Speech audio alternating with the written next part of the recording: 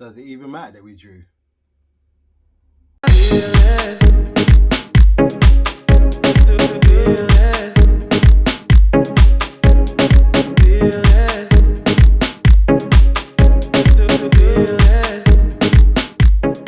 Good afternoon, people. Welcome to Football with Shigs. Here's my review of Leeds 1, Liverpool 1. I wasn't able to catch the game fully at a previous engagement, but did see the highlights this morning, and was from what I saw, one, I'm happy that Mane scored, and Trent got the assist again, but ended up drawing the game. So wasn't really, it's a bit of silver lining, bit of sweet and all that. But with what's been going on, it doesn't seem like it'll even matter if we get in the top four or not. But anyway, I digress. So the starting lineup was Trent, Kabak, Fabinho in defence again. And Robertson. And in midfield, we had Gini, Milner, and Thiago. And then up front, Mane, Firmino, and Jota. And from the highlights, we did have the first half. We had a couple of chances. The goal that came was really good. A ball over from Jota through to Trent Alexander. Got there just before the keeper to play into Mane. Mane has an open goal to shoot at 1-0. This is going to be a quick review because it's not really the football match I want to discuss. But so they ended up getting a 1-0, making it 1-0. Then we get a corner, and Jota is normally really good in the air. Has a free header, but unfortunately balloons it wide. And then from the second half, Leeds were just on us. We lost control of the game from where it looked like energy levels were low. Excuse me. And they bossed the game. And from the highlights, like I said, Alisson made a few saves. I think 2 or 3 saves that kept us in the game, but it wasn't to be. Llorente ended up getting a header from a corner, making it 1-1. And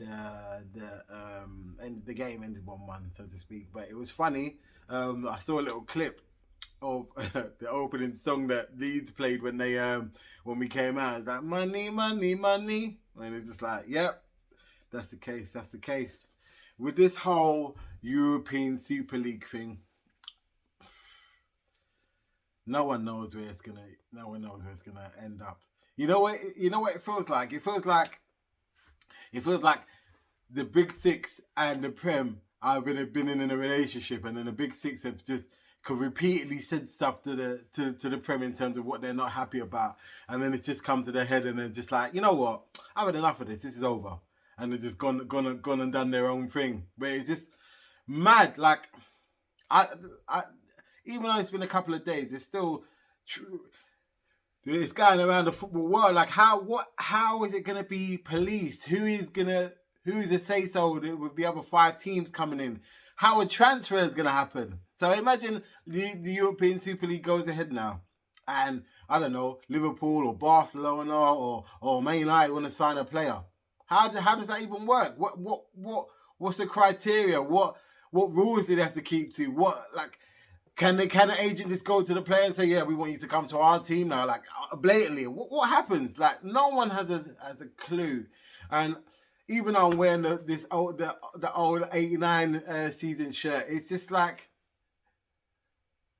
I think it was Peter Moore. Was it Peter Moore that used to own Liverpool? Like, and he sold it to Hicks and Gillette. But it's just, I get with the whole pandemic that you're losing money and people are not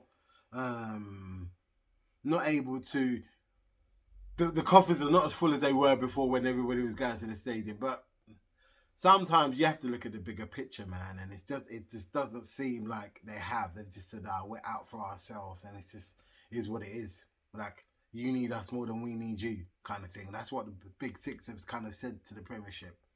And I don't know where it goes from that.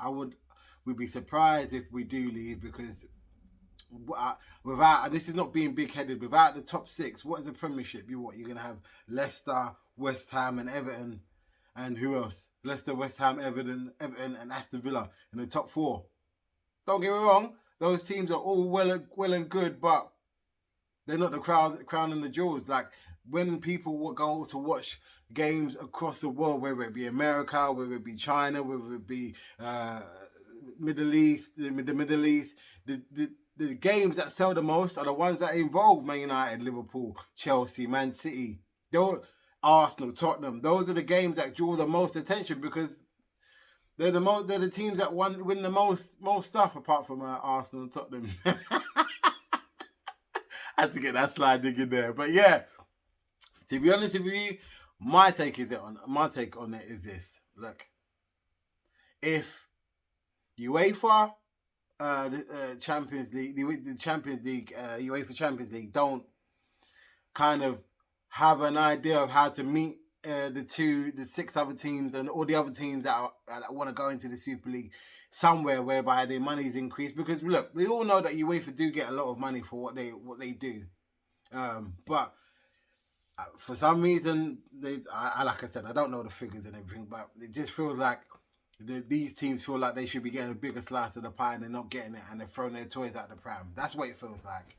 Now it's for the UEFA and those teams and the Super League teams to come together to come and try and form some sort of agreement where this Super League doesn't happen. But the way Florentino Perez is talking like it's a done deal, I don't know, because I was reading something, I was watching something, I think it was on the Football Terrace, whereby they were saying, where Terry was saying that they still have to, the 6 Premier League teams have to get permission from the Premiership to join another competition.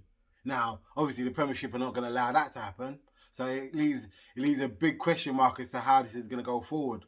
But I also want to bring another thing, and maybe people might say, "Oh, this is not the time for it." But you see, we already know this, but you see how quickly UEFA and FIFA moved to put out a statement and to all these kind of things. Carlton Cole said it, put a post on an Instagram saying, it's funny how they show so much vim when they're going to lose money and stuff like that. But when a player gets racially abused and stuff like that, how long does it take them to put out a statement or make any kind of action? It just shows that this whole kick racism out of football is all crap, because they don't really want to do that. It's just to show face and make sure they seem to be doing something. This guy that got a 10-match ban, he should have been banned for the rest of the season.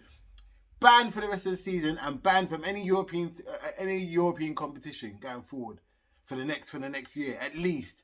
The same way you're putting a mark down that we're not going to stand for the teams leaving the league, the European Cup or the UEFA Champions League. We're not going to stand for black people or Asian people being racially abused. It doesn't add up. But we know this already. We know what they're about. But this has been my match review. If you agree with anything I've said in the review, leave a comment. If you don't, leave a comment. Like, share, and subscribe, and all that good stuff. And I will see you when the next non-important match happens. I don't know, what is it, Saturday?